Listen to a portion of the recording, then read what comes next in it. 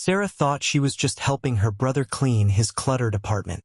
What started as a simple favor between siblings quickly turned into something far more sinister.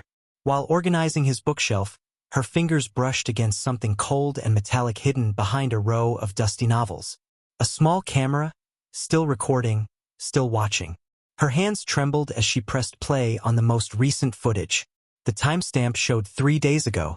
The screen flickered to life, revealing her brother's living room from this exact angle. But what she saw next made her blood run cold. A conversation that should never have been recorded. Faces she recognized but had never seen in her brother's apartment before. Words that suggested her brother wasn't the person she thought she knew. What dark secrets was her brother hiding? And how deep did this surveillance operation really go? Before we jump back in, tell us where you're tuning in from, and if this story touches you, make sure you're subscribed because tomorrow I've saved something extra special for you. Sarah's heart pounded as she stared at the small device in her palm. The camera was sophisticated, professional-grade equipment that cost more than her brother's monthly salary at the insurance office. She carefully placed it back where she found it, her mind racing with questions that had no comfortable answers. Moving through the apartment with new eyes, Sarah began noticing details that had escaped her attention during previous visits. A thin wire running along the baseboards, barely visible unless you knew to look for it. A small hole drilled in the wall behind a framed photograph. Another camera lens, this one positioned to capture the kitchen table where private conversations might unfold over coffee. The apartment felt different now, charged with an energy that made her skin crawl. Every shadow seemed to hide another surveillance device. Every casual object a potential cover for electronic eyes. She found herself moving carefully, wondering if her own actions were being recorded, stored somewhere for purposes she couldn't imagine. In the bedroom, Sarah discovered what appeared to be a control center hidden behind a false panel in the closet. Multiple monitors were stacked on makeshift shelving, their screens dark but still warm to the touch. Cables snaked between hard drives and recording equipment that looked far too expensive for someone earning her brother's modest income. A wireless router blinked steadily, its green lights indicating active data transmission to unknown destinations. The setup was professional, methodical. This wasn't some paranoid conspiracy theorist's amateur hour surveillance system. Someone had invested serious money and time into creating a comprehensive monitoring network within what should have been a safe, private space. But who was being watched, and why? Sarah found an encrypted external hard drive connected to the main recording unit. The device was massive, capable of storing months or even years of high-definition video footage. When she tried to access its contents, a password prompt appeared, followed by warnings about unauthorized access and automatic data deletion if incorrect credentials were entered multiple times. Her brother Marcus had always been the quiet type, preferring books to parties and solitude to social gatherings. But this level of technical sophistication suggested skills and interests he'd never mentioned. The insurance adjuster who spent his weekends reading mystery novels and tending to houseplants had somehow assembled a surveillance operation that would impress professional investigators. The bathroom medicine cabinet yielded another surprise. Prescription bottles with labels that had been carefully removed, their contents unknown. Several bottles contained pills she didn't recognize, medications that weren't readily available through normal medical channels. The dates on the pharmacy labels that remained showed recent refills, suggesting these weren't old prescriptions forgotten in the back of the cabinet. Sarah photographed everything with her phone, documenting the camera positions, the equipment setup, and the suspicious medications. Each image felt like evidence in a case she didn't understand, pieces of a puzzle that revealed her brother's double life, one disturbing detail at a time. The flash from her camera seemed unnaturally bright in the apartment's dim lighting, making her worry about triggering hidden motion sensors or alerting unknown watchers to her discovery. The living room bookshelf held more secrets. Behind Marcus's collection of crime novels and technical manuals, Sarah found documents that made her blood run cold. Multiple driver's licenses bore her brother's photograph but showed different names and addresses. Passports from various countries, all featuring Marcus's face but identifying him as citizens of nations he'd claimed never to have visited. A small notebook contained handwritten entries in what appeared to be code, numbers and abbreviations that might represent dates, times, and locations, but written in a system she couldn't decipher. The handwriting was definitely Marcus's, but the content suggested activities far removed from the mundane insurance investigations that supposedly occupied his professional life. Credit cards in various names were rubber-banded together, their magnetic strips worn from regular use. Bank statements showed deposits and withdrawals that didn't match Marcus's claimed income or spending patterns. Large cash deposits appeared regularly, followed by transfers to accounts with unfamiliar routing numbers and foreign bank identifiers. The apartment's landline phone had been modified with recording equipment that automatically captured both incoming and outgoing calls. A digital storage device showed thousands of recorded conversations, organized by date and caller identification. Sarah recognized some of the numbers as belonging to family members, including her own cell phone, which meant her private conversations with Marcus had been systematically documented without her knowledge or consent. The implications hit her like a physical blow. Every personal detail she'd shared with her brother, every family concern or professional challenge she'd discussed during their regular phone calls, had been recorded and stored in this electronic archive. The violation felt deeper than simple surveillance. It was a betrayal of trust between siblings who had supported each other through their parents' deaths and the challenges of building independent adult lives. Sarah's hands shook as she realized the scope of Marcus's deception. This wasn't just hidden cameras or secret equipment. This was a complete alternate identity, a parallel life that existed alongside the brother she thought she knew. The question was whether Marcus was the victim of some elaborate scheme or the architect of it. Sarah spent the next hour attempting to crack the password on the encrypted hard drive. She tried obvious combinations: Marcus's birthday, their parents' anniversary, their childhood pet's name. Each failed attempt brought her closer to the automatic deletion threshold that would erase everything permanently. On her final try before the system locked her out completely, she entered their mother's maiden name combined with the year they'd bought this apartment. The screen flickered, paused, then suddenly filled with a file directory containing hundreds of video files organized by date and location. The first file she opened showed Marcus's living room 3 weeks earlier. 2 men in expensive suits sat at his kitchen table, their voices clear despite their attempts to speak quietly. One was City Councilman Robert Hayes, a man she recognized from local news coverage of municipal corruption scandals. The other remained unknown, but his demeanor suggested authority and dangerous confidence. "The shipment arrives Thursday," Hayes was saying, sliding an envelope across the table.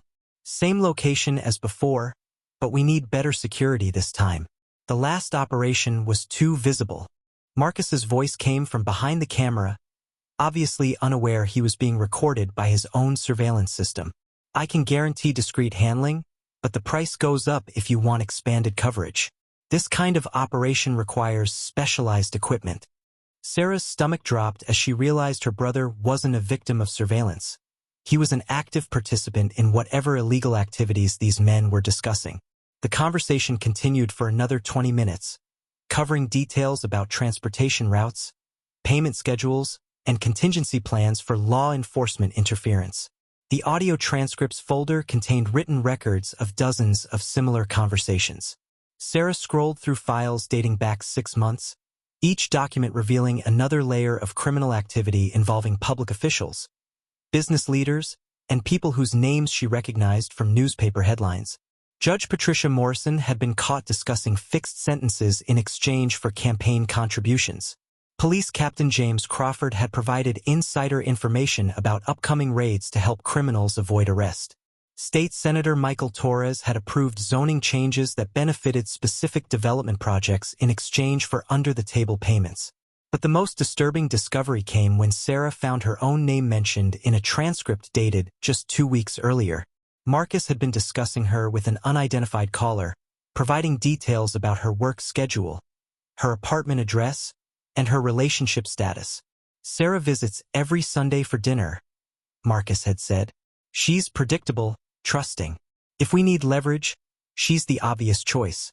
She has no idea about any of this, so she'd be genuinely surprised if anything happened." The words felt like ice water in her veins. Her own brother had been discussing her as a potential target, a pawn to be used if his criminal associates needed to apply pressure or send messages. Every Sunday dinner, every family conversation, Every moment of sibling intimacy had been calculated manipulation designed to keep her close and unaware. Sarah found video files showing her own visits to the apartment, recorded without her knowledge or consent. The cameras had captured intimate family moments. Conversations about their parents' deaths, discussions about her dating life, arguments about Marcus's increasingly distant behavior. All of it had been documented, stored, and potentially shared with unknown parties for purposes she couldn't imagine. The technical sophistication of the operation impressed and terrified her. Marcus had access to professional-grade surveillance equipment, encrypted communication systems, and financial resources that far exceeded his legitimate income. The insurance adjuster persona was clearly a cover identity designed to provide boring, unremarkable explanations for his irregular schedule and frequent travel. A folder labeled Insurance Claims contained no legitimate business documents.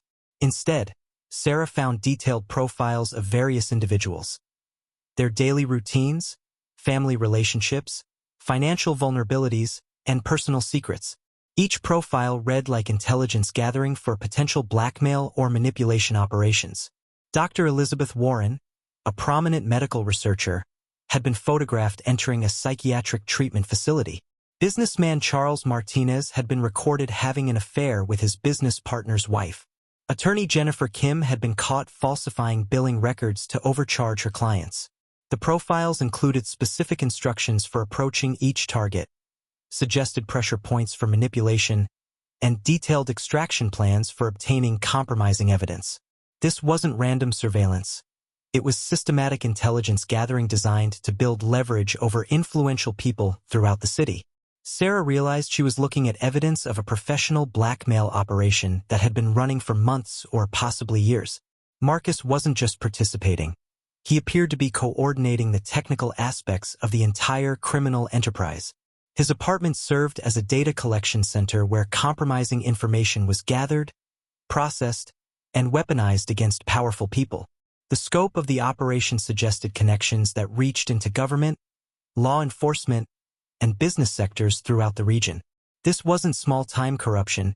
It was systematic infiltration of public institutions designed to accumulate power and wealth through fear and manipulation. As Sarah continued reading, one name appeared repeatedly in the transcripts: Vincent Romano. The references suggested he was the operations leader, someone powerful enough to coordinate activities involving judges, politicians, and police officials. But despite extensive mentions, she found no photographs or direct recordings of Romano himself. The man seemed to operate through intermediaries and coded communications, maintaining distance from the surveillance operation while apparently directing its activities. This suggested professional criminal experience and sophisticated understanding of law enforcement investigation techniques. Sarah's laptop screen glowed in the apartment's dim lighting as she researched the names from Marcus's surveillance files. What she discovered sent chills down her spine. 3 of the people featured in the blackmail profiles had died within the past 6 months, all under circumstances that local authorities had ruled accidental or natural. Dr. Elizabeth Warren, the medical researcher who'd been photographed seeking psychiatric treatment, had died in a car accident just 2 weeks after Marcus's cameras captured her visiting the mental health facility. The police report described brake failure on a winding mountain road, but the timing seemed too convenient given Warren's potential value as a blackmail target. Judge Patricia Morrison had suffered a fatal heart attack at age 52, despite no prior history of cardiac problems. The death occurred 3 days after a recorded conversation where she'd expressed reluctance to continue cooperating with the corruption scheme. Her family had requested an autopsy, but the medical examiner's office had ruled natural causes without conducting extensive testing. City Councilman Robert Hayes, whom Sarah had seen in Marcus's apartment just weeks earlier, had apparently taken his own life by jumping from his downtown office building. The suicide note mentioned guilt over unspecified professional misconduct, but colleagues described him as optimistic and forward-looking right up until his death. Hidden in Marcus's desk drawer, Sarah found newspaper clippings about each death, meticulously organized in chronological order. Someone had highlighted specific details in each article: the lack of witnesses to Warren's accident, the delayed discovery of Morrison's body, the absence of security camera footage from Hayes's building during the time of his alleged suicide, the The pattern was unmistakable. People who possessed compromising information about the criminal network were dying at a rate that defied statistical probability. Either the blackmail operation was under attack by unknown enemies, or the organization was systematically eliminating potential witnesses who might expose their activities to law enforcement. Sarah found additional clippings about missing persons cases that might be connected to the surveillance operation. Maria Santos, a bank compliance officer who discovered suspicious transaction patterns, had disappeared during her morning jog 6 months earlier. Her body was never found despite extensive searches of the wooded area where she regularly exercised. Thomas Chun, a newspaper reporter who'd been investigating municipal corruption, had vanished while pursuing a story about zoning irregularities in the Waterfront Development District. His editor described him as cautious and professional, someone unlikely to take unnecessary risks while gathering information for investigative pieces. Detective Raymond Foster had been found dead in his patrol car, apparently the victim of a drug deal gone wrong in a neighborhood known for narcotics trafficking. But Foster's colleagues insisted he'd been working on corruption cases involving other police officers, not narcotics investigations that would bring him into contact with street-level dealers. Each case shared similar characteristics. The victims were either investigating corruption or possessed information that could damage powerful people. The deaths appeared random and unconnected to casual observers, but Sarah was beginning to see the deliberate pattern of elimination that protected the blackmail operation from exposure. Marcus's files contained detailed research about each victim, including their personal routines, security measures, and potential vulnerabilities. The intelligence was far too comprehensive to have been gathered accidentally. Someone had been systematically studying these people before their deaths, learning everything necessary to approach them without arousing suspicion. A locked file cabinet in the bedroom yielded more disturbing evidence. Sarah found Marcus's personal calendar from the past year, with specific dates marked in red ink that corresponded exactly to the deaths and disappearances she'd been researching. The pattern suggested advanced knowledge of when these incidents would occur, or possibly coordination of their timing. The calendar also showed Marcus's travel schedule, with frequent trips to cities where similar unexplained deaths had occurred. Albany, Buffalo, Syracuse, each location had experienced the sudden death of a public official or journalist who'd been investigating corruption within local government institutions. Sarah realized she was looking at evidence of a regional assassination network designed to protect criminal operations through systematic elimination of threats. The scope was far larger than simple municipal corruption. This was organized crime with sophisticated political connections and professional killing capabilities. Her phone buzzed with a text message from an unknown number. "Stop looking or join them." The message had been sent from a burner phone with no identifying information, but the timing suggested someone was monitoring her activities in real time. Either the apartment's surveillance system was still active, or she was being watched through other means. Sarah's hands trembled as she realized the immediate danger of her situation. She wasn't just investigating her brother's criminal activities. She was potentially exposing herself to the same elimination process that had claimed multiple lives over the past year. Knowledge of the operation appeared to be a death sentence for anyone outside the organization's inner circle. The newspaper clippings included one more detail that made her blood run cold. Each victim had been investigated by the same medical examiner, Dr. Andrew Rodriguez, who'd consistently ruled the deaths accidental or natural despite suspicious circumstances. Rodriguez's name appeared in Marcus's contact list with a notation indicating regular payments for consultation services. The corruption extended into the medical examiner's office, ensuring that potentially suspicious deaths would be officially classified as non-criminal. This level of institutional infiltration suggested connections at the highest levels of regional government and law enforcement. The threatening text message changed everything.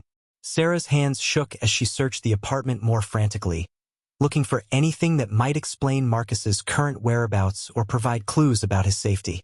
The surveillance operation was clearly still active, which meant someone was watching her discover their secrets in real time. Behind the refrigerator, Sarah found a small device she'd missed during her initial search. A prepaid cell phone, its battery nearly dead but still functional. The recent call log showed dozens of incoming messages from unknown numbers, each more threatening than the last. "Your brother talked too much. Time to clean house. The timestamp showed this message had arrived 3 days ago, around the time Marcus had apparently disappeared from his apartment. We know what you took. Return everything or face consequences. This one was dated 2 days ago, suggesting someone believed Marcus had stolen evidence or money from the operation. Last chance. Pier 47, midnight, come alone. The final message had arrived yesterday, just hours before Sarah had discovered the surveillance equipment. Sarah's phone rang, making her jump. The caller ID showed the same number that had just sent the threatening text. Against her better judgment, she answered. Sarah Walsh. The voice was male, calm, professional. You've been busy this afternoon. Who is this? She managed to whisper. Someone who's been watching your brother's apartment for the past week. You've discovered things that put you in considerable danger. The question is whether you're smart enough to walk away or foolish enough to dig deeper. Sarah looked around the apartment, suddenly aware that hidden cameras were probably transmitting her every movement to whoever was on the other end of this call. The invasion of privacy felt complete and overwhelming. Where's Marcus?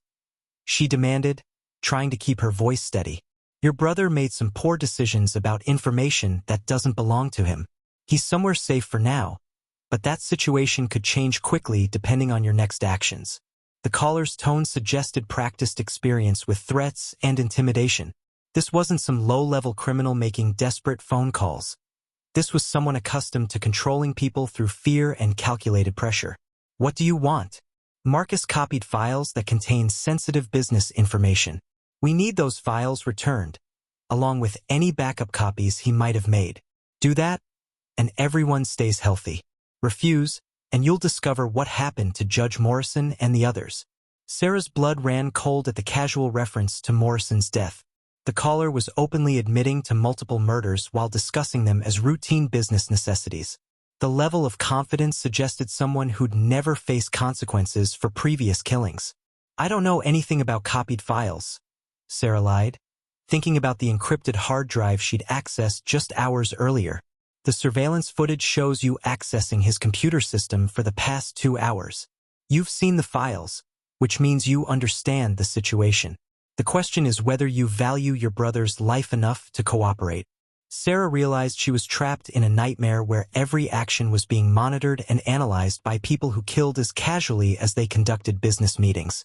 The apartment had become a stage where her performance would determine whether she and Marcus lived or died. How do I know Marcus is still alive?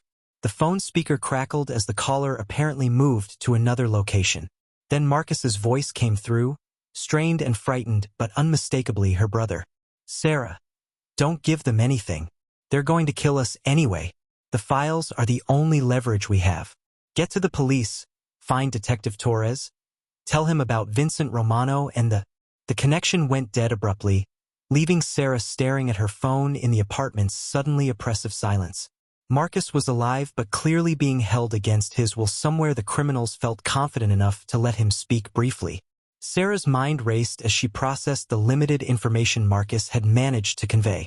Detective Torres was apparently someone who could be trusted, possibly even an ally in whatever investigation Marcus had been conducting. Vincent Romano was confirmed as a key figure in the criminal network, important enough that Marcus considered him worth mentioning despite the obvious risk. Her phone buzzed with another text message. You have 6 hours to decide. Files for your brother's life. Instructions will follow. Sarah looked around the apartment one final time, trying to memorize the location of surveillance equipment and evidence that might be useful to law enforcement. But first she needed to get out before the criminals decided to eliminate both problems by coming for her directly. She grabbed the most important files and USB drives, stuffing them into her purse along with the burner phone and notebook containing coded information. The encrypted hard drive was too large to carry inconspicuously, but she managed to copy the most crucial video files onto a smaller storage device. As she prepared to leave, Sarah heard footsteps in the hallway outside Marcus's apartment. Multiple people were approaching, their movements coordinated and purposeful. Through the peephole, she could see 2 men in dark suits positioning themselves on either side of the door. The criminals had apparently decided not to wait 6 hours for her decision. Sarah's heart hammered as she heard the distinctive sound of lockpicks working on Marcus's front door. The men in the hallway weren't bothering with subtlety. They clearly had professional tools and the confidence that comes from knowing local law enforcement wouldn't interfere with their activities. The apartment building's fire escape was her only option. Sarah grabbed the most crucial evidence files and moved toward the bedroom window, trying to avoid making noise that might alert the intruders to her presence. The old window frame stuck initially, requiring more force than she'd hoped to open it quietly. Behind her, she heard the front door finally give way, followed by hushed voices coordinating a systematic search of the apartment. At least 3 men had entered, their movements suggesting military or law enforcement training. These weren't street-level criminals.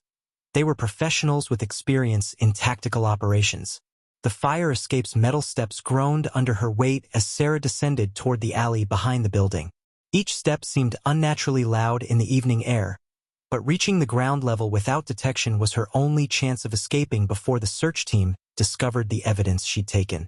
In the alley, Sarah realized her car was parked in front of the building where the criminals would inevitably find it. Walking around to check on her vehicle would expose her to whoever might be watching the street, but she needed transportation to reach Detective Torres before the 6-hour deadline expired. As she approached her car cautiously, Sarah noticed something that made her blood run cold.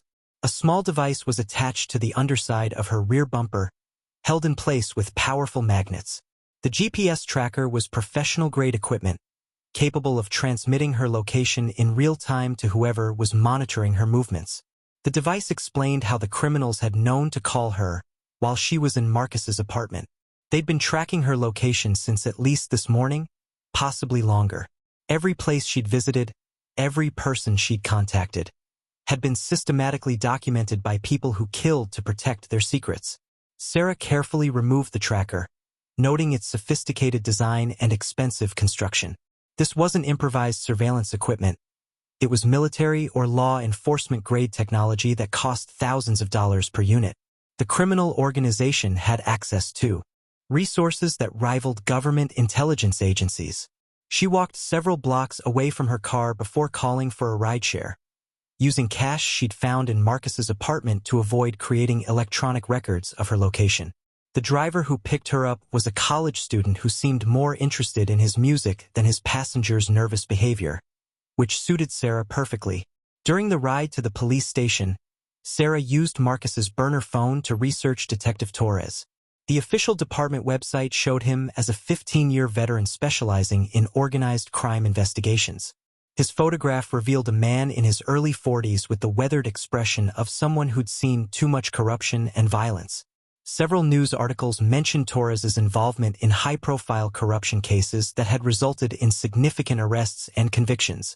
He appeared to have a reputation for thorough investigations and unwillingness to accept convenient explanations for suspicious circumstances. If Marcus trusted him, there were probably good reasons. But Sarah also found troubling information about Torres's recent activities.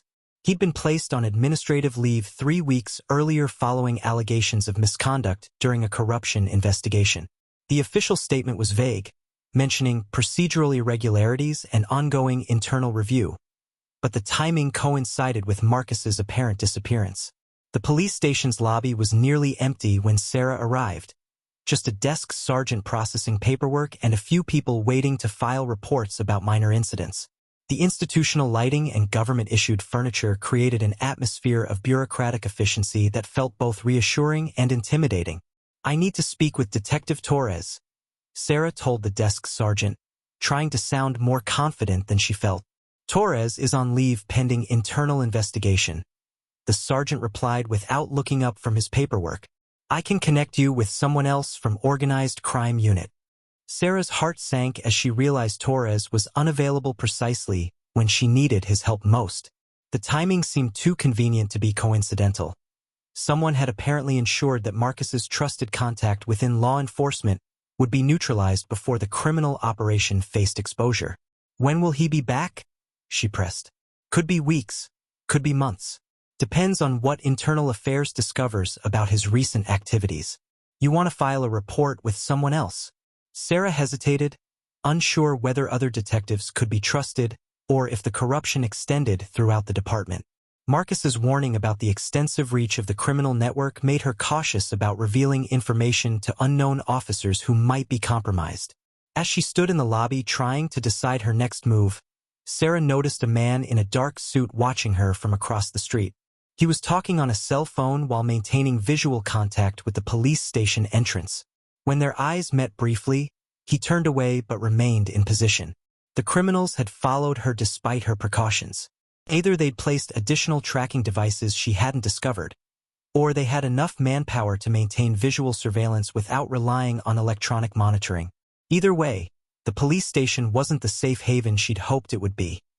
Sarah left the police station through a side exit, hoping to avoid the surveillance team watching the main entrance.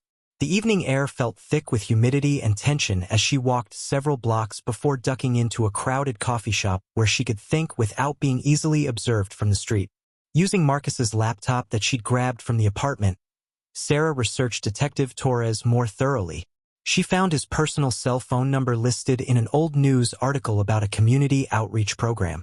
The number might still be active even though he was on administrative leave. Torres answered on the third ring, his voice cautious and tired. "Who is this?" "My name is Sarah Walsh. My brother Marcus told me to contact you about Vincent Romano and some files he's been gathering." The silence on the other end stretched long enough that Sarah wondered if the connection had dropped. Finally, Torres spoke again, his tone much more serious. "Where are you calling from?" "A coffee shop downtown."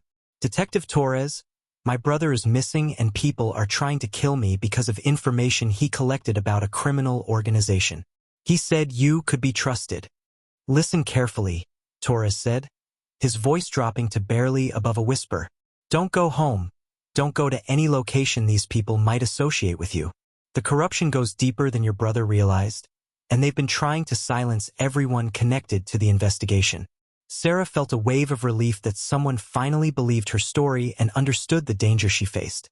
Torres's immediate acceptance of her situation suggested he'd been expecting contact from Marcus or someone connected to his investigation. "My brother mentioned files that prove government officials are involved in blackmail and murder. I have some of the evidence, but they're holding Marcus hostage until I return everything. The files are the only thing keeping both of you alive right now," Torres explained. "The moment they get everything back, you and Marcus become liability witnesses who can identify their operation. They'll eliminate both of you to protect themselves." Torres arranged to meet Sarah at a 24-hour diner in a part of town where criminal surveillance would be more difficult to maintain without attracting attention. The location was public enough to discourage violence but isolated enough for private conversation. During the drive to the meeting, Sarah discovered that Marcus had hidden additional evidence in places she hadn't initially searched. A false bottom in his coffee table contained police badges that looked authentic but bore the names of officers who died in the line of duty over the past decade. The badges were perfect replicas, complete with correct badge numbers and departmental markings. Someone had been impersonating dead police officers, using their identities to gain access to restricted locations and information. The sophistication of the forgeries suggested professional criminals with access to official police equipment and manufacturing capabilities. Sarah also found business cards for Detective Torres, but they showed him working for internal affairs rather than organized crime investigations. The discrepancy suggested Torres had been transferred or reassigned recently, possibly as punishment for investigating corruption within his own department. The diner was nearly empty when Sarah arrived.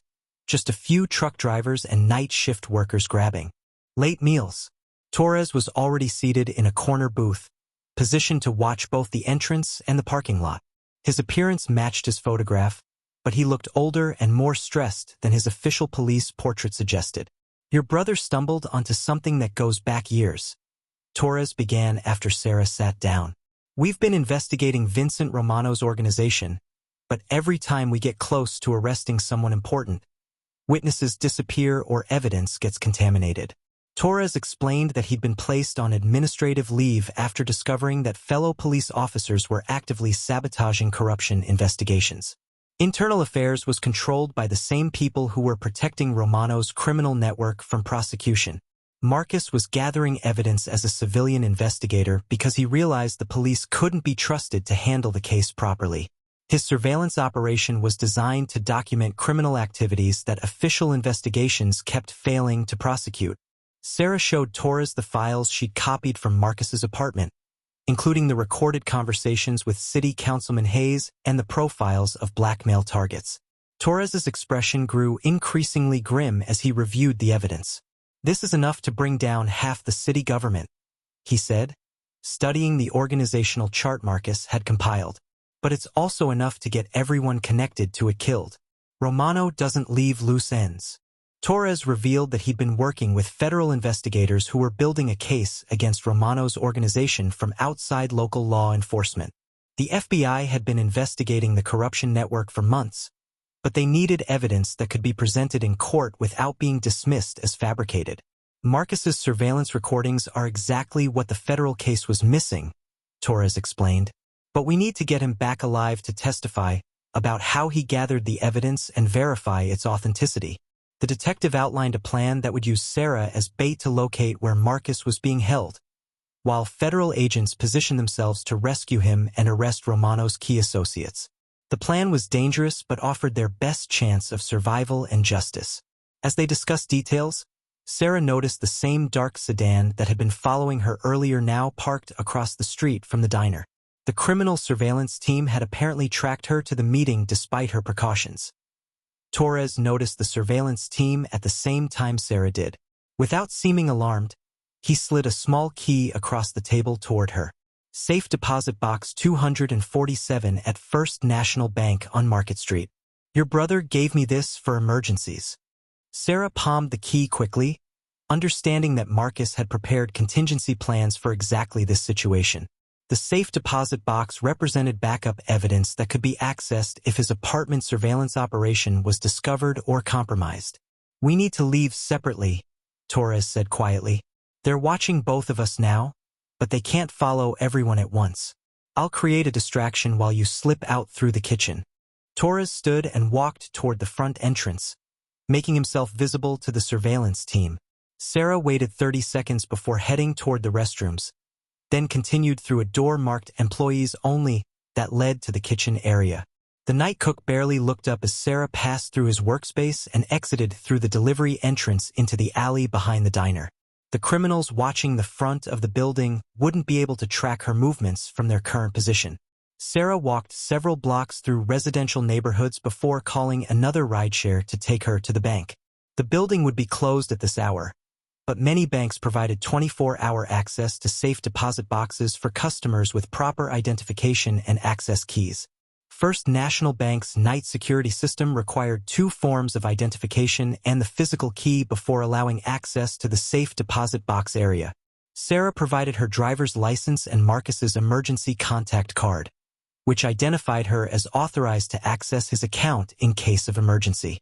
Box 247 was larger than she'd expected, containing multiple USB drives, cash bundles, and official documents that made her hands tremble as she reviewed them. Marcus had been far more thorough in his evidence gathering than even his apartment surveillance system had suggested. The USB drives contained backup copies of all his surveillance recordings, but also additional footage from sources outside his apartment. Hidden cameras had been placed in City Hall, the police station, and several private offices where criminal meetings regularly occurred. The scope of Marcus's operation rivaled professional intelligence agencies. Financial records showed payments from Vincent Romano's organization to dozens of public officials over a period of 3 years. Judge Morrison had received monthly deposits of $10,000. Police Captain Crawford had been paid $50,000 for each major investigation he'd sabotaged. City Councilman Hayes had received over $200,000 in exchange for favorable zoning decisions. But the most shocking discovery was a series of documents proving that Detective Torres had been receiving payments from Romano's organization for over 2 years. Bank statements showed regular deposits to accounts Torres controlled, along with written instructions for sabotaging specific investigations and protecting criminal associates from arrest.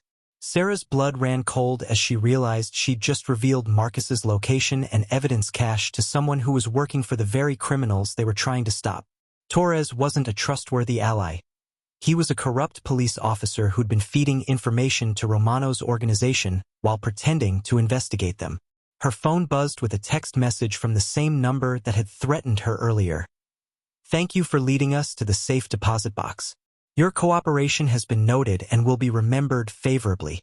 The criminals had apparently been monitoring Torres's communications, using him to locate evidence they needed to destroy. Sarah's trust in the detective had played directly into their hands, giving them access to backup files that could have exposed their entire operation. Sarah quickly copied the most crucial files onto a smaller storage device before replacing the USB drives in the safe deposit box. If Torres was working for Romano, he would report the contents to his criminal handlers, but she could still preserve some evidence for legitimate law enforcement agencies. The cash bundles totaled nearly $50,000. Money Marcus had apparently accumulated as payment for his surveillance services, but handwritten notes attached to each bundle indicated the funds were intended for bribes and operational expenses, not personal enrichment. Marcus had been building a war chest to fight the criminal organization from within. A letter addressed to Sarah explained Marcus's true purpose and the danger they both faced. He discovered Romano's organization through his legitimate insurance work, investigating suspicious claims that led to evidence of systematic fraud and corruption. Rather than report his findings to potentially corrupt police, he decided to gather comprehensive evidence that could be presented directly to federal authorities. "If you're reading this, it means something has happened to me and the apartment surveillance has been discovered," the letter began. "Don't trust local police, including Torres. The corruption goes all the way to the top, and they've been using Torres to monitor our investigation while pretending to help." The letter included instructions for contacting FBI agent Rebecca Chun, who'd been working with Marcus on the federal investigation. Chun was apparently one of the few law enforcement officials who could be trusted with the evidence, but she was based in Washington and might not be able to respond quickly to emergency situations. Sarah's phone rang as she finished reading Marcus's letter. The caller ID showed Torres's number, but she now understood that answering would provide information directly to Romano's criminal network. Sarah ignored Torres's call and focused on the identity documents she'd found in the safe deposit box. Multiple passports bearing Marcus's photograph identified him as Michael Torres, David Chun, and Robert Martinez, names that had appeared in various surveillance reports as contacts within law enforcement and federal agencies. The documents weren't fake identities for criminal purposes. They were cover identities issued by the FBI for deep undercover operations.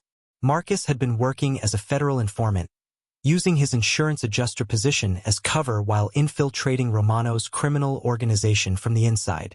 Agent Rebecca Chen's business card was attached to a detailed briefing document that explained Marcus's true mission. He'd been recruited 18 months earlier after discovering evidence of insurance fraud connected to Romano's money laundering operations. Rather than simply report the fraud, he'd agreed to work undercover to gather evidence about the entire criminal network. The briefing revealed that Romano's organization was far more extensive than Sarah had realized. They operated human trafficking networks across multiple states, laundered money through dozens of legitimate businesses, and had corrupted officials in 7 different cities. The local blackmail operation was just one component of a multi-million-dollar criminal enterprise. Marcus's surveillance equipment had been provided by the FBI and was monitored remotely by federal agents. His apartment served as a safe house where criminal associates could be recorded without their knowledge, providing evidence that would be admissible in federal court proceedings. But something had gone wrong with the operation 3 days earlier. Marcus's final report, dated the morning of his disappearance, indicated that he'd discovered Romano was planning to eliminate all potential witnesses before fleeing the country. The criminal organization had apparently learned about the federal investigation and was preparing to destroy evidence and kill everyone who could testify against them. Sarah found detailed surveillance photographs showing Romano meeting with government officials she recognized from news coverage. The mayor, district attorney, and chief of police had all been photographed accepting envelopes that presumably contained bribes or other forms of payment for their cooperation. The photographs were date-stamped and included audio recordings of conversations where these officials discussed specific ways they would protect Romano's operations from law enforcement interference. The evidence was comprehensive enough to support federal prosecution under RICO statutes that carried mandatory minimum sentences of 20 years. Agent Chen's contact information included multiple emergency numbers and a secure email address for communicating sensitive information. Marcus's notes indicated that Chen was operating independently from local FBI offices because of concerns about potential corruption within regional federal agencies. Sarah used Marcus's secure email account to contact Agent Chen, explaining her situation and the immediate danger she faced. The response came within minutes, indicating that Chen had been monitoring the account for emergency communications from Marcus. "Sarah, this is Agent Chen. Your brother's safety and yours are my top priorities. Do not contact local law enforcement or return to any location these criminals might monitor. I'm flying in tonight with a federal response team." Chen provided detailed instructions for a secure meeting location where Sarah could transfer the evidence files while federal agents prepared simultaneous raids on Romano's operations. The plan involved coordinating with FBI offices in multiple cities to arrest the organization's leadership before they could flee or eliminate witnesses. But Chen also delivered troubling news about the timeline they faced. Intelligence sources indicated that Romano was planning to leave the country within 48 hours, taking key criminal associates with him to avoid prosecution. If they didn't act quickly, the entire organization would disappear beyond the reach of American law enforcement. The secure meeting location was a federal building 30 miles outside the city, where Sarah could be protected while federal agents verified the evidence and planned their operations. But getting there safely would require avoiding the criminal surveillance teams that had been tracking her movements throughout the day. Sarah studied the building layouts and security protocols Chen had provided, noting the multiple checkpoints and armed guards that would prevent criminal associates from following her inside. Once she reached the federal facility, she would be safe from Romano's organization while agents used Marcus's evidence to build their case. Marcus's final letter included one more crucial piece of information. He discovered the location where Romano's organization held kidnapped victims before transporting them out of the country. The warehouse facility was scheduled for a major shipment within the next 24 hours, which meant dozens of people would disappear forever if the federal raid didn't happen quickly. The warehouse address was in an industrial district where criminal activities could occur without attracting attention from residential neighbors. Surveillance photos showed heavy security and multiple entry points that would require careful coordination to breach safely. Sarah realized that saving Marcus was connected to a much larger rescue operation that could save dozens of other victims from human trafficking. The evidence she'd gathered wasn't just about prosecuting corruption. It was about stopping ongoing crimes that destroyed lives and families. As she prepared to leave the bank, Sarah noticed that the surveillance team had discovered her location. 2 vehicles were positioned to monitor both the front and rear exits, suggesting that Torres had provided them with information about the safe deposit box meeting.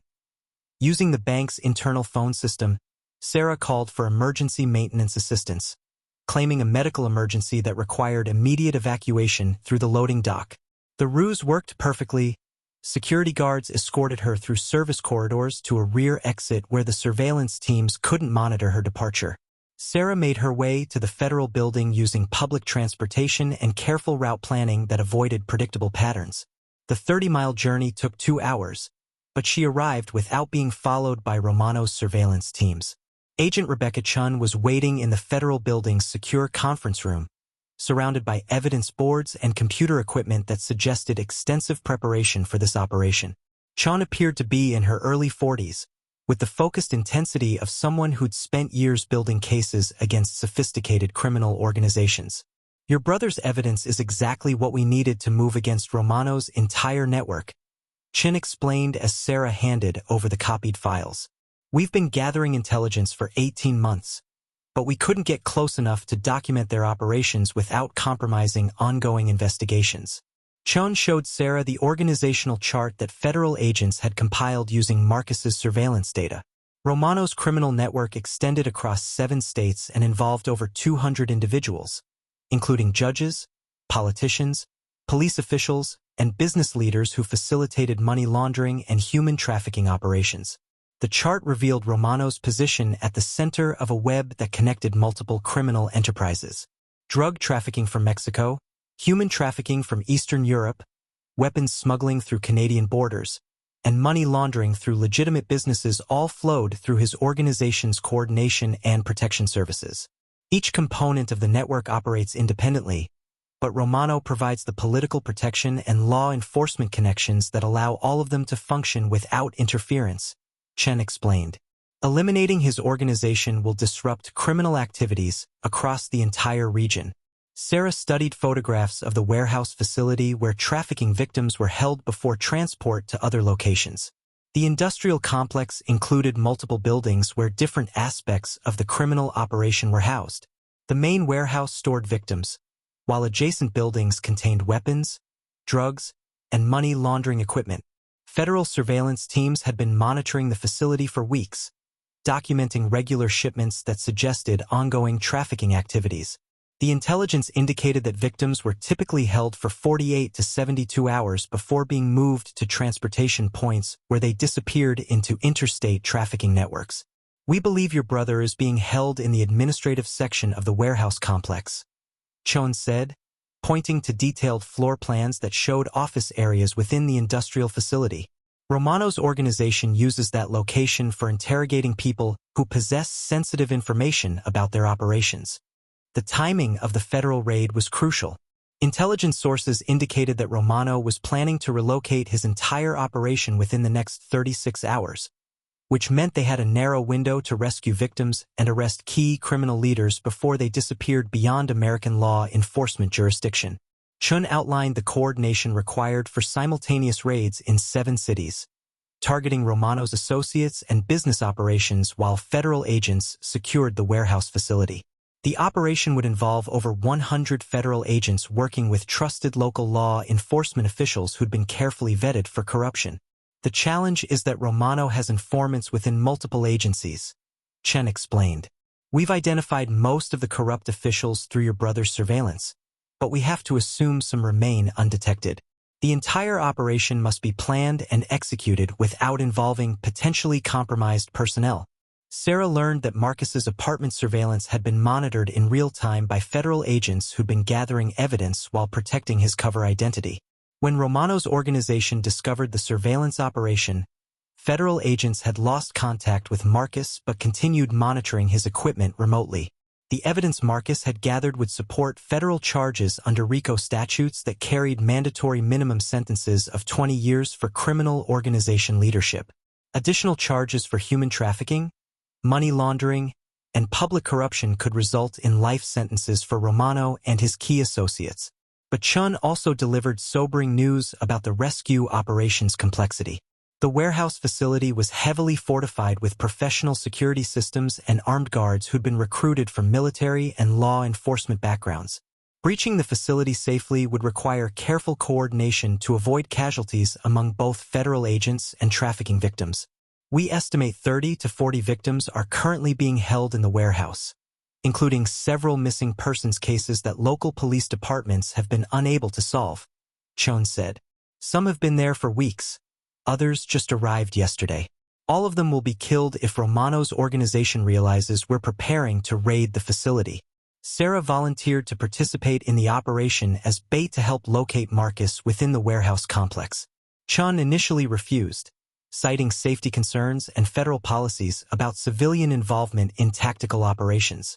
But Sarah's knowledge of Marcus's habits and her emotional connection to finding him could provide advantages that federal agents lacked.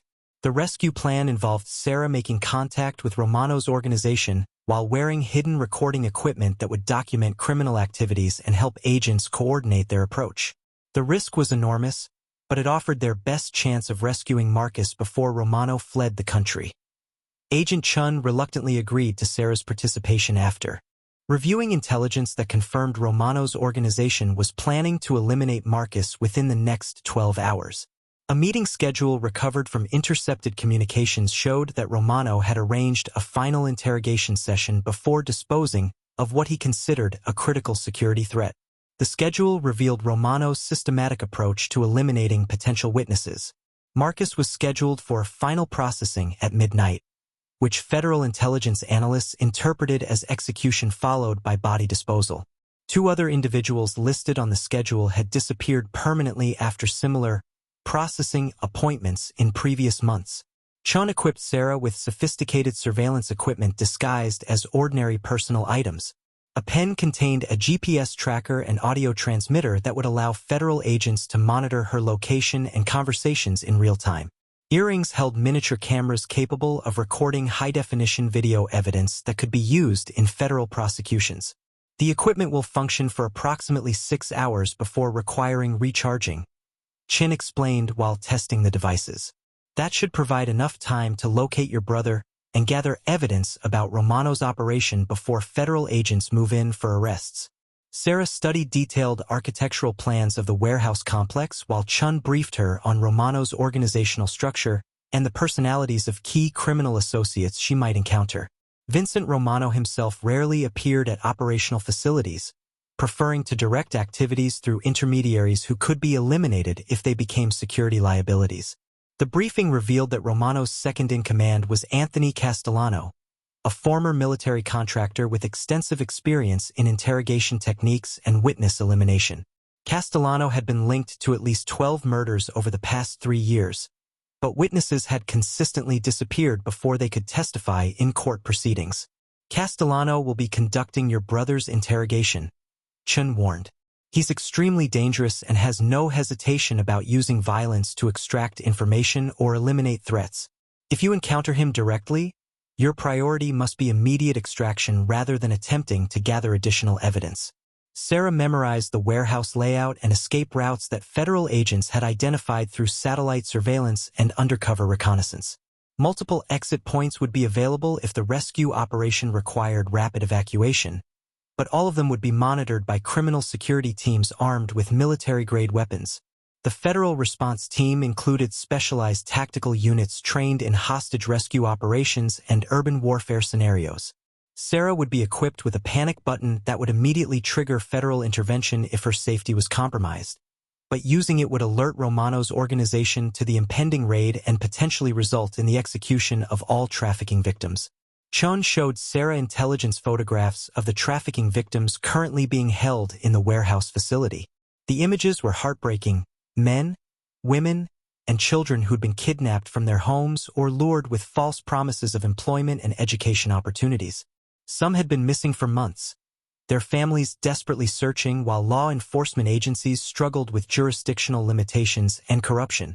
Your brother's evidence has given us the first real opportunity to shut down this operation and rescue these people, Chun said. But the window is closing rapidly. Intelligence sources indicate Romano is accelerating his timeline because he suspects federal investigation is getting close to exposing his network.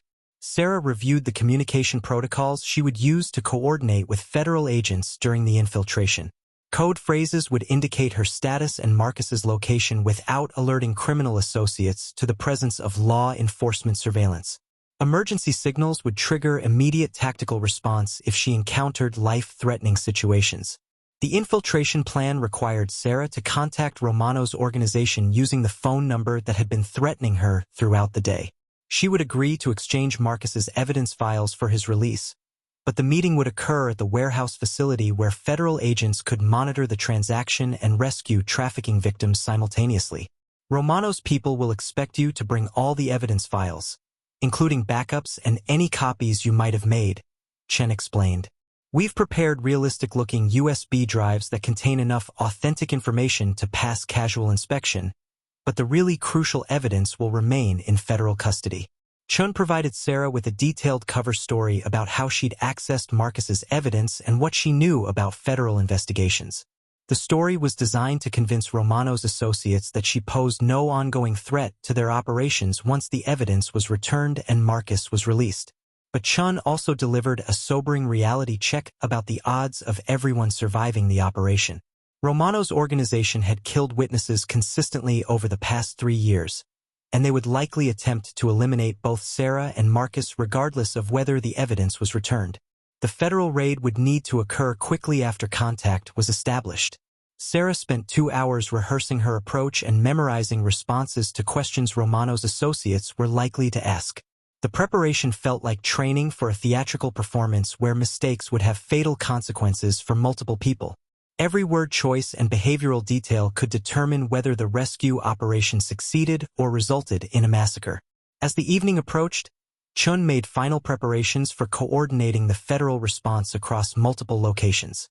Teams in 7 cities were positioned to arrest Romano's associates simultaneously, preventing the organization from regrouping or retaliating against federal agents and witnesses. Sarah made the call at exactly 9 o'clock, using Marcus's burner phone to contact the number that had been threatening her throughout the day. The man who answered spoke with the same calm, professional tone she'd heard earlier, but now she understood he was likely Anthony Castellano himself. "I have what you want," Sarah said, trying to keep her voice steady. "All of Marcus's files, including the backup copies. I want to see my brother alive before I turn anything over. You'll bring everything to Pier 47 in exactly 1 hour, Castellano replied. "Come alone. No weapons. No surveillance equipment. Any attempt at deception will result in your brother's immediate execution." Pier 47 was located in the industrial district where the warehouse facility operated, exactly as Agent Chun had predicted. Romano's organization was consolidating their final operations before fleeing the country, which meant Sarah would be walking into the heart of their criminal network with minimal protection.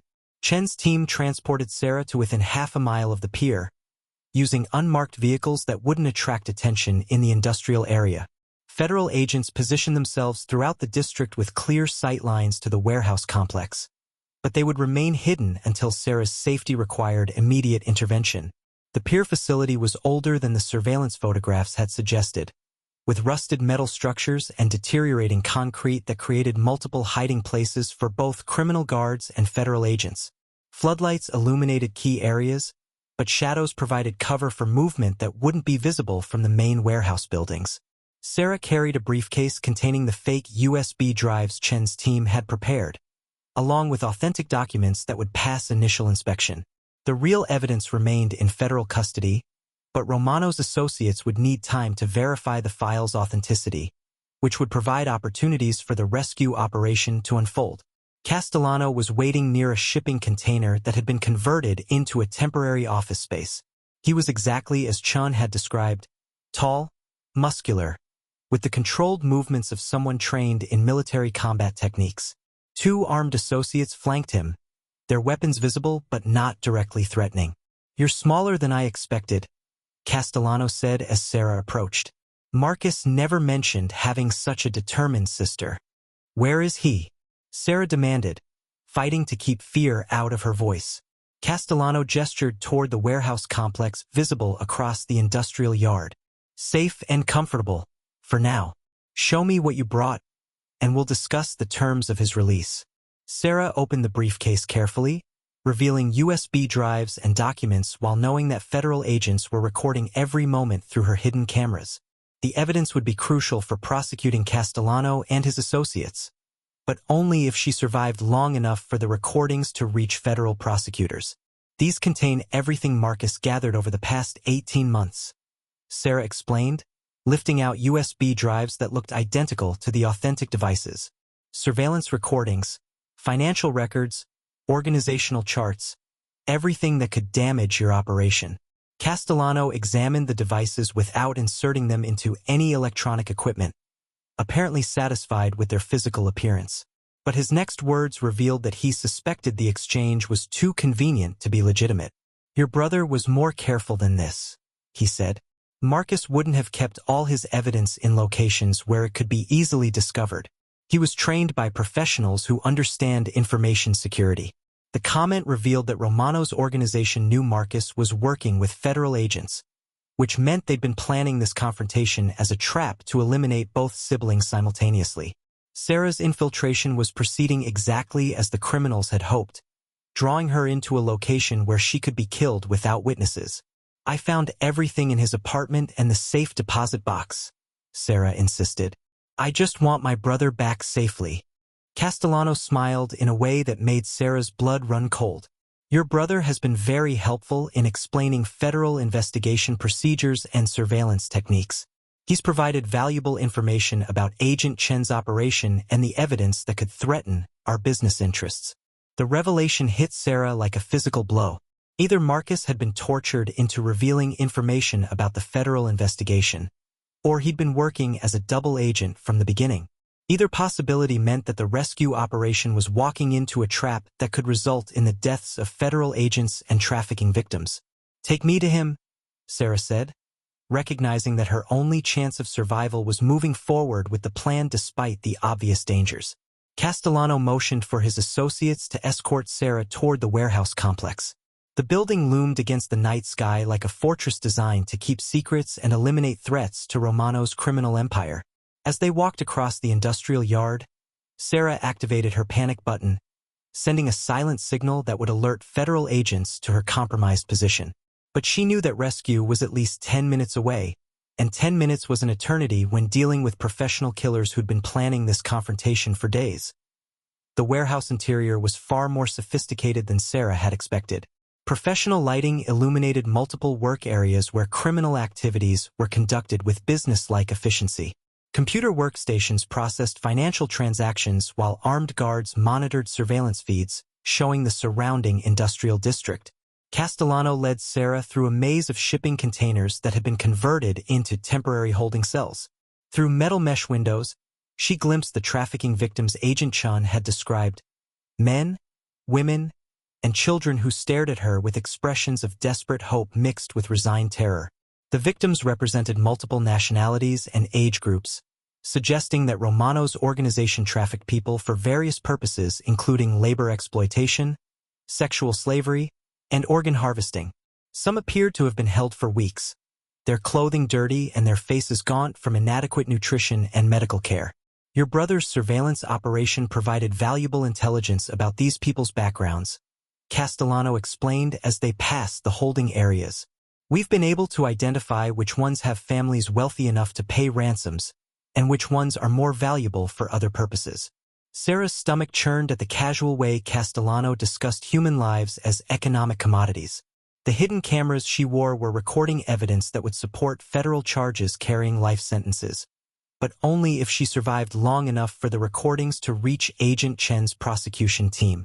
The administrative section of the warehouse contained a sophisticated interrogation facility where Marcus was being held. Through a reinforced window, Sarah saw her brother strapped to a chair with professional restraints that suggested extensive experience with extracting information from unwilling subjects. Marcus appeared to have been beaten systematically, but he was conscious and alert. When he saw Sarah through the window, his expression showed genuine surprise and fear-wrath, than the relief she'd expected. His reaction suggested that her appearance at the warehouse was unexpected and potentially dangerous for reasons she didn't understand. Your brother has been very cooperative, Castellano said, unlocking the interrogation room door. He's provided detailed information about federal surveillance techniques and Agent Chen's investigation timeline. We've learned exactly how much time we have before federal agents attempt to raid this facility. Sarah entered the room carefully, noting the blood stains on the floor and walls that indicated previous interrogation sessions had been conducted here. The room was equipped with recording equipment and medical instruments that could be used for torture or keeping subjects alive during extended questioning. "Sarah, you shouldn't have come here," Marcus said, his voice strained but clear. "They've been using me to feed disinformation to the federal investigation. Everything I told Agent Chun was designed to lead federal agents into an ambush." The revelation explained why Castellano seemed so confident about the evening's events. Romano's organization had been planning this confrontation for days, using Marcus to manipulate federal agents into a tactical situation where they could be eliminated along with the evidence they'd gathered. The warehouse is surrounded by explosive devices that will be triggered if federal agents attempt to breach the facility, Marcus continued. They're planning to kill everyone inside and destroy all evidence of the trafficking operation before fleeing the country. Castellano smiled at Marcus's revelations, apparently pleased that his prisoner was explaining the hopelessness of their situation to his sister. Federal agents will arrive within the next few minutes, expecting to rescue trafficking victims and arrest our leadership. Instead, they'll trigger demolition charges that will eliminate everyone who could testify about our operations. Sarah realized that her panic button signal had played directly into Romano's trap. Federal agents were approaching the warehouse believing they were conducting a rescue operation, but they were actually walking into a mass murder scenario designed to eliminate witnesses and evidence simultaneously. "Where's Romano?" Sarah asked, understanding that the organization's leader wouldn't risk being present during such a dangerous operation. "Mr. Romano is already en route to a country that doesn't extradite suspected criminals to the United States," Castellano replied. "By tomorrow morning, he'll be beyond the reach of American law enforcement, and this entire facility will be a smoking crater that provides no useful evidence about our activities." Through the interrogation room's window, Sarah could see Castellano's associates preparing to evacuate the warehouse while leaving the trafficking victims behind to die in the planned explosion. The criminal organization was willing to sacrifice dozens of innocent lives to protect Romano's escape and eliminate federal investigators. Sarah's hidden recording equipment was documenting Castellano's admissions about planned mass murder, but the evidence would be worthless if everyone died in the explosion he described. She needed to find a way to warn Agent Chen's team about the demolition charges while finding an escape route that could save the trafficking victims. Marcus caught her eye and mouthed the words "access card" while glancing toward Castellano's jacket pocket. Sarah understood that her brother had discovered a way to disable the facility's security systems, but implementing his plan would require getting close enough to steal Castellano's security credentials. Sarah pretended to stumble as she approached Marcus, deliberately falling against Castellano while appearing to steady herself. In the confusion, she managed to slip his security access card from his jacket pocket and palm it before he could notice the theft. "I'm sorry," she said, feigning embarrassment while Marcus created a distraction by asking for water. Castellano stepped away to retrieve a bottle from a nearby table, giving Sarah the opportunity to quickly show Marcus the stolen access card. Her brother nodded almost imperceptibly, confirming that the card would provide access to security systems that could disable the demolition charges. "The control panel is in the main office," Marcus whispered when Castellano's back was turned. "Level 3 security clearance can override the explosive devices, but only if you access the system before the federal agents trigger the perimeter sensors." Through the warehouse's reinforced windows, Sarah could see the first signs of federal tactical teams positioning themselves around the facility. Agent Chen's rescue operation was proceeding exactly as planned, which meant the demolition charges would be triggered within minutes of their attempted entry. Castellano returned with the water bottle, but his expression had changed to suspicion and concern. "You're taking too long to say goodbye to your brother," he said, checking his watch. "Federal agents will be here soon, and we need to evacuate before the fireworks begin." Sarah realized she had only minutes to reach the control panel and disable the explosive devices before the warehouse became a death trap for everyone inside. The access card would get her through security doors, but she needed to create enough distraction to reach the main office without being followed by Castellano's associates. "I want to take Marcus with me," Sarah announced. "He's provided everything you asked for, and the evidence exchange is complete. There's no reason to kill him now." Castellano laughed at her naivety. "Your brother has seen too much and knows too many details about our operation. He can identify key personnel and describe our methods to federal investigators. Letting him live would be a significant security risk." Marcus caught Sarah's eye and gestured subtly toward a fire alarm mounted on the wall near the interrogation room door.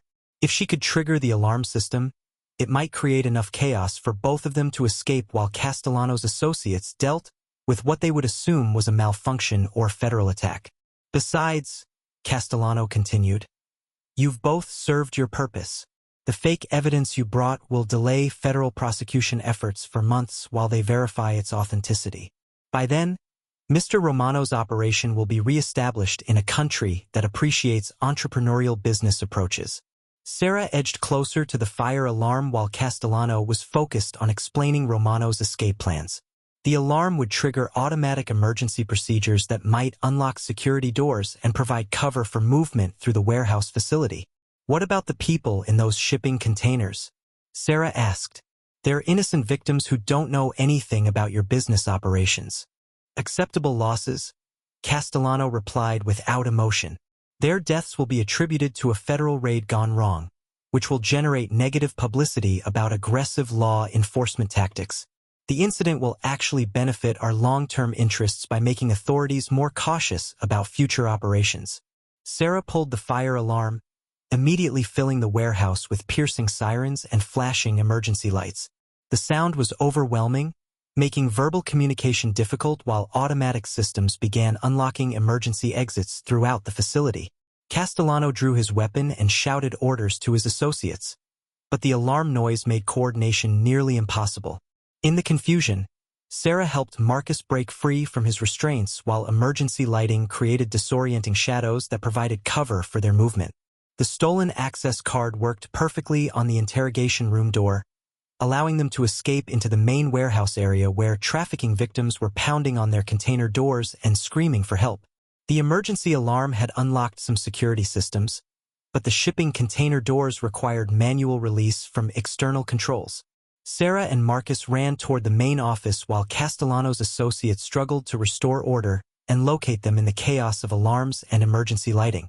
Federal agents were undoubtedly responding to the disturbance, which meant the demolition charges could be triggered at any moment. The main office was located on an elevated platform that provided oversight of the entire warehouse operation. Security monitors showed federal tactical teams breaching the facility's perimeter while Castellano's remaining associates prepared to evacuate through predetermined escape routes. Marcus reached the security control panel first, using Castellano's access card to navigate through multiple authentication screens. The system was more complex than they'd hoped, requiring specific codes and procedures that weren't immediately obvious from the interface design. "There," Marcus said, pointing to a screen labeled Emergency Protocols. "The demolition system can be disabled from here, but it requires simultaneous input from 2 different operators." Sarah took position at a second control station while Marcus guided her through the disarming procedure. Outside, they could hear gunfire as federal agents encountered Castellano's security teams, which meant the explosive charges could be triggered at any moment to eliminate evidence and witnesses. Sarah and Marcus worked frantically at the dual control stations as gunfire intensified throughout the warehouse facility. The demolition system's interface required precise timing. Both operators had to input authorization codes within a 10-second window, or the system would automatically trigger the explosive charges as a security measure. "On my count," Marcus said, his fingers hovering over the keypad. 3, 2, 1, execute. Both siblings entered their codes simultaneously, watching as the system processed their commands. For a terrifying moment, the screen remained unchanged, then suddenly displayed "Demolition Sequence Aborted" in bright green letters. The immediate threat of explosion was eliminated, but Castellano's voice echoed through the warehouse's public address system. "Federal agents, you have 5 minutes to evacuate this facility before backup demolition charges are triggered manually. Any attempt to rescue the trafficking victims will result in their immediate execution." Sarah realized that Castellano had prepared multiple contingency plans for destroying evidence and eliminating witnesses. Disabling the automatic explosive system had only bought them time, not guaranteed safety for the dozens of people trapped in shipping container cells. Through the office windows, they could see federal tactical teams advancing through the warehouse while Castellano's associates retreated toward a loading dock where escape vehicles were apparently waiting. The criminal organization was implementing a scorched earth strategy designed to eliminate all evidence of their activities. Marcus activated the warehouse's intercommunication system, using Castellano's access credentials to broadcast throughout the facility. "Agent Chun, this is Marcus Walsh. The automatic demolition charges have been disabled, but Castellano has manual backup systems. The trafficking victims are in shipping containers in Section C, locked from the outside with electronic controls." Agent Chen's voice responded immediately through the communication system. "Marcus, we're advancing toward Section C now. Can you override the container locks from your current position?" Sarah studied the security control panel while Marcus provided tactical information to federal agents. The container locking mechanisms were controlled through a separate system that required different authorization codes, but Castellano's access card still provided administrative privileges. "I can unlock all the containers simultaneously," Sarah announced, "but it will trigger additional security protocols that might alert Castellano to our location." "Do it," Marcus replied. "Those people have been prisoners for weeks or months. They deserve a chance to escape even if it increases our risk." Sarah initiated the container unlocking sequence while monitoring federal agents' progress through security cameras positioned throughout the warehouse. Agent Chen's team was systematically clearing each section, but they were encountering resistance from Castellano's well-armed security forces. The shipping container doors began opening electronically, releasing trafficking victims who emerged cautiously into the warehouse's main floor. Some were too weak to run immediately, while others helped carry injured fellow prisoners toward emergency exits that federal agents had secured.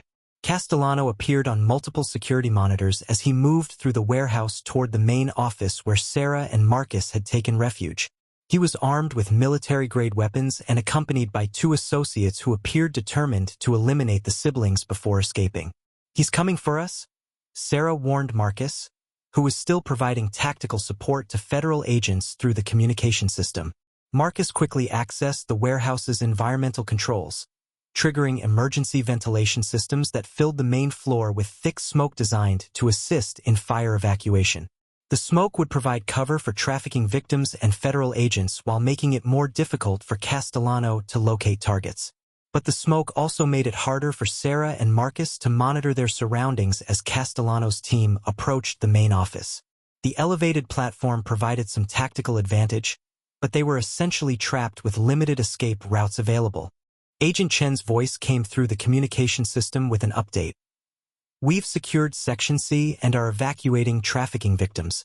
Multiple suspects are fleeing toward the loading dock, but we're in pursuit. What's your current status?" "Castellano is heading for the main office with at least 2 armed associates," Marcus responded. "We've disabled the primary demolition system, but he may have portable explosive devices as backup." Through the smoke and emergency lighting, Sarah could see Castellano's team climbing the stairs toward the main office platform. Their movements were coordinated and professional, suggesting extensive training in assault tactics and building clearance procedures. Marcus handed Sarah a fire extinguisher that could serve as both a weapon and a tool for creating additional concealment. They positioned themselves on opposite sides of the office entrance, hoping to ambush Castellano's team when they breached the secured area. The access card reader on the office door began flashing as someone attempted to override Sarah's security lockdown. Castellano apparently had backup authorization codes that would allow him to enter the office despite their defensive measures.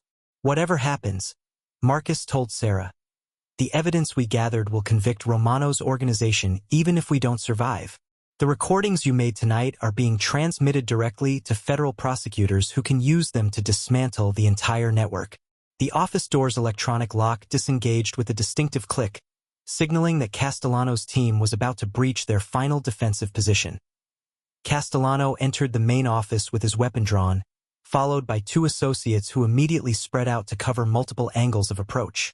The smoke from the emergency ventilation system had partially cleared, giving him a clear view of the office interior where Sarah and Marcus had positioned themselves defensively. "Your federal friends are too late," Castellano announced, his voice calm despite the chaos throughout the warehouse. "The trafficking victims they're rescuing will be dead within hours from delayed action poison that was administered in their last meal. Saving them now only prolongs their suffering." Sarah's heart sank at this revelation. Even if federal agents successfully evacuated all the trafficking victims, Romano's organization had apparently prepared one final method of eliminating witnesses who could testify about their captivity and treatment. "The antidote exists," Castellano continued, "but it's stored in a location that only Mr. Romano knows. Unless federal prosecutors agree to drop all charges and allow our organization to operate without interference, those innocent people will die regardless of tonight's rescue operation." Marcus emerged from his concealed position, his hands raised but his expression defiant. "You're lying about the poison. Romano's organization doesn't have access to sophisticated chemical weapons that would work on a delayed timeline." Castellano smiled coldly. "Your brother is partially correct. The poison is actually a common medication that becomes lethal when combined with specific foods. Very difficult to detect, very easy to administer, very effective for eliminating large numbers of people while maintaining plausible deniability." Sarah realized that Castellano was revealing information about future operations that Romano's organization had planned for eliminating witnesses and victims. The hidden recording equipment she wore was documenting evidence that could prevent similar attacks, but only if she survived to deliver the recordings to federal prosecutors. Through the office windows, Sarah could see federal agents escorting trafficking victims toward emergency vehicles where medical teams were waiting to provide immediate treatment. Agent Chun was coordinating the evacuation while maintaining tactical awareness of ongoing threats within the warehouse facility. Agent Chun is a competent investigator, Castellano observed, following Sarah's gaze toward the rescue operation. But she's operating with incomplete information about the scope of Mr. Romano's network. Tonight's raid will eliminate one facility, but dozens of similar operations will continue functioning throughout the region. Castellano's admission revealed that the warehouse operation was just one component of a much larger criminal enterprise that extended far beyond what federal investigators had discovered. Romano's organization operated multiple trafficking facilities, each one capable of processing hundreds of victims annually. The shipping manifests you discovered only represent about 20% of our actual transportation activities, Castellano explained, apparently confident that he would eliminate Sarah and Marcus before they could relay this information to federal authorities. Most victims are moved through legitimate shipping companies that have no idea they're facilitating human trafficking. Sarah memorized every detail Castellano revealed, understanding that this information could help federal investigators locate and shut down Romano's remaining operations. But she also recognized that Castellano was providing these details because he intended to kill everyone who heard them. Marcus suddenly lunged forward, tackling one of Castellano's associates while Sarah activated the fire extinguisher to create a cloud of chemical foam that obscured visibility throughout the office. The surprise attack caught Castellano's team off guard, giving the siblings precious seconds to improve their tactical position. Gunfire erupted in the confined space as Castellano and his remaining associate attempted to locate targets through the chemical fog. Sarah crawled toward the communication console, hoping to relay Castellano's revelations to Agent Chun before the confrontation ended fatally. Agent Chun, Sarah broadcast through the warehouse communication system. Castellano says the trafficking victims have been poisoned with delayed action medication. They need immediate medical screening for drug interactions that could become lethal. Agent Chen's response was immediate. Medical teams are already conducting toxicology screening. We anticipated possible poisoning based on intelligence from previous Romano operations. All victims will receive comprehensive treatment. The revelation that federal agents had prepared for Romano's poisoning tactics suggested that Marcus's undercover work had provided more intelligence than Sarah had realized. Federal investigators understood the criminal organization's methods well enough to anticipate and counter their elimination strategies. Castellano's voice cut through the chemical fog. Your federal friends may save the current victims, but they can't protect future targets. Romano's organization will continue operating from international locations where American law enforcement has no jurisdiction. Marcus grappled with Castellano's associate near the office entrance while Sarah maintained her position at the communication console. The confined space made accurate shooting difficult for everyone involved, but it also limited escape routes if the confrontation continued much longer. Agent Chen's tactical team was advancing toward the main office, but they couldn't assault the position while Sarah and Marcus were engaged in close combat with armed criminals. The rescue operation required careful coordination to avoid casualties among the people they were trying to save. Agent Chen's tactical team breached the main office with precision timing, using flashbang grenades to disorient Castellano and his associates while specialized equipment neutralized the chemical fog that had been obscuring visibility. Sarah and Marcus immediately identified themselves as civilians to avoid being mistaken for hostile targets. Castellano was wounded but still conscious when federal agents secured him with restraints designed for high-risk prisoners. His associates were arrested without further resistance, apparently recognizing that continued fighting would only result in additional criminal charges without improving their chances of escape. Vincent Romano is already out of the country, Castellano told Agent Chun during his initial field interrogation. By tomorrow morning, he'll be establishing new operations in countries that don't cooperate with American extradition requests. This raid has eliminated one facility, but it won't stop the organization's activities. Agent Chun revealed that federal agents had been monitoring Romano's movements for the past week, using intelligence from Marcus's surveillance operation to track the criminal leader's escape preparations. Romano's aircraft had been intercepted by international law enforcement agencies cooperating with the FBI investigation. Mr. Romano is currently in federal custody at an undisclosed location, Chon informed Castellano. His attempts to flee American jurisdiction were unsuccessful, and he's facing charges that carry mandatory life sentences under federal organized crime statutes. The news visibly shook Castellano, who'd apparently believed Romano's escape was guaranteed. Without protection from the organization's leadership, Castellano would face the full consequences of his criminal activities, including multiple murder charges that could result in death penalty prosecution. Medical teams conducted comprehensive toxicology screening on all trafficking victims, discovering that several had indeed been administered medications that could become lethal when combined with specific foods or other drugs. But federal preparation for this tactic allowed immediate treatment that neutralized the poisoning threat. 37 victims rescued alive. Agent Chun reported to federal prosecutors via secure communication. All are receiving medical treatment and will be available to testify about their captivity and the organization's operational methods. Sarah's hidden recording equipment had captured over 6 hours of evidence documenting Romano's criminal network, including Castellano's detailed admissions about murder, trafficking, and corruption. The recordings would support federal prosecution under RICO statutes that carried mandatory minimum sentences of 20 years. The warehouse facility yielded additional evidence that expanded federal understanding of Romano's operations. Computer servers contained financial records showing payments to corrupt officials in 7 states, along with detailed transportation schedules that revealed how trafficking victims were moved between facilities. Agent Chun showed Sarah and Marcus organizational charts that federal investigators had compiled using evidence from the warehouse raid combined with Marcus's undercover surveillance. Romano's network included over 300 individuals operating across 15 states and 3 international locations. Your brother's work provided the foundation for the largest organized crime prosecution in federal history, Chen explained. Without his surveillance evidence, we couldn't have proven the connections between local corruption and international trafficking operations. Marcus received medical treatment for injuries sustained during his captivity, but he insisted on participating in the initial debriefing sessions where federal investigators gathered intelligence about Romano's operational methods and organizational structure.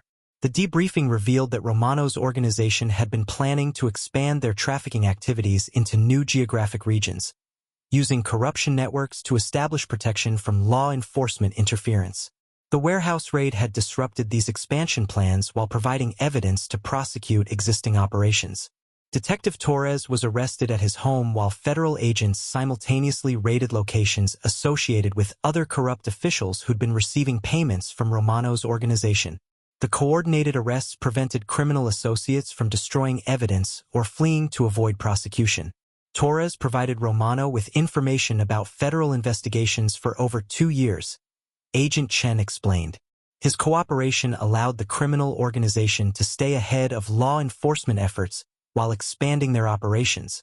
Federal prosecutors announced that charges would be filed against 47 individuals connected to Romano's network, including judges, police officials, politicians, and business leaders who'd facilitated trafficking and money laundering activities. The prosecution would seek maximum sentences under federal organized crime statutes. Sarah learned that her role in gathering evidence had been crucial for proving connections between local corruption and international trafficking operations. The recordings she'd made during her infiltration provided testimony that would be difficult for criminal defendants to dispute or discredit. The evidence you gathered tonight will help convict Romano and his key associates, Chun told Sarah. But it will also help us identify and shut down similar operations throughout the region. The warehouse facility was secured as a federal crime scene where investigators would spend weeks documenting evidence and gathering intelligence about Romano's operational methods. The facility contained enough evidence to support prosecution efforts for years, while helping law enforcement agencies understand trafficking networks that operated across multiple jurisdictions. As dawn approached, Sarah and Marcus were transported to a federal facility where they would provide detailed testimony about their experiences while remaining under protection until Romano's associates were arrested and prosecuted. The siblings had survived their ordeal, but their work gathering evidence was just beginning. 6 months after the warehouse raid, Sarah stood in federal court as prosecutors presented the final pieces of evidence against Vincent Romano's criminal organization. The trial had captivated national attention, revealing the scope of corruption that had allowed human trafficking to flourish within American communities for over 3 years. Marcus testified for 4 days, providing detailed explanations of his undercover surveillance operation and the evidence he'd gathered about Romano's network. His testimony was corroborated by hundreds of hours of video recordings and thousands of documents that proved systematic corruption extending from local police departments to federal agencies. Romano himself appeared defiant throughout the proceedings, refusing to accept plea bargains that would have reduced his sentence in exchange for information about international criminal associates. Federal prosecutors argued that his refusal to cooperate demonstrated continued commitment to criminal activities and disregard for his victims' suffering. The jury deliberated for only 6 hours before returning guilty verdicts on all charges, including conspiracy, human trafficking, murder, and corruption of public officials. Romano was sentenced to life in federal prison without possibility of parole, while Castellano received multiple life sentences for his role in murders and trafficking operations. Sarah had spent months working with federal investigators to identify and prosecute Romano's associates throughout the region. Her detailed knowledge of the surveillance evidence helped prosecutors build cases against corrupt officials who'd enabled trafficking operations through their protection and cooperation. Detective Torres pled guilty to corruption charges and received a sentence of 25 years in federal prison. His cooperation with prosecutors led to additional arrests of police officers and federal agents who'd been compromised by Romano's organization, expanding the investigation beyond its original scope.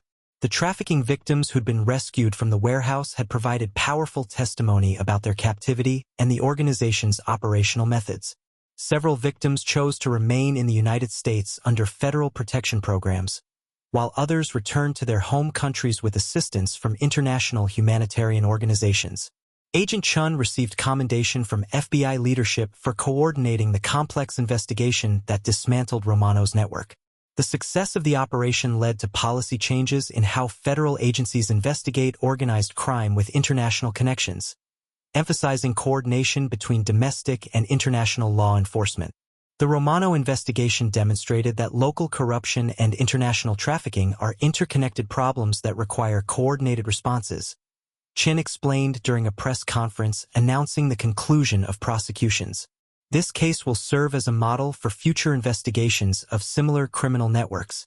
Sarah had decided to pursue investigative journalism, inspired by Marcus's work gathering evidence about corruption and criminal activities that traditional law enforcement agencies struggled to document.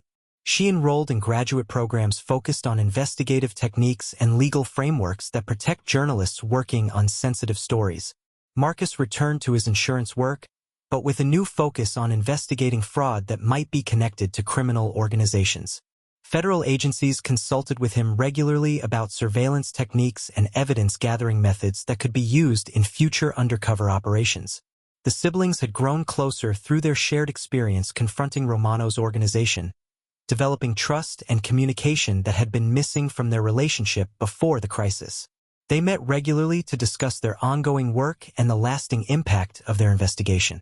Sarah's article about the investigation was published in a national magazine, earning recognition from journalism organizations focused on exposing corruption and criminal activities.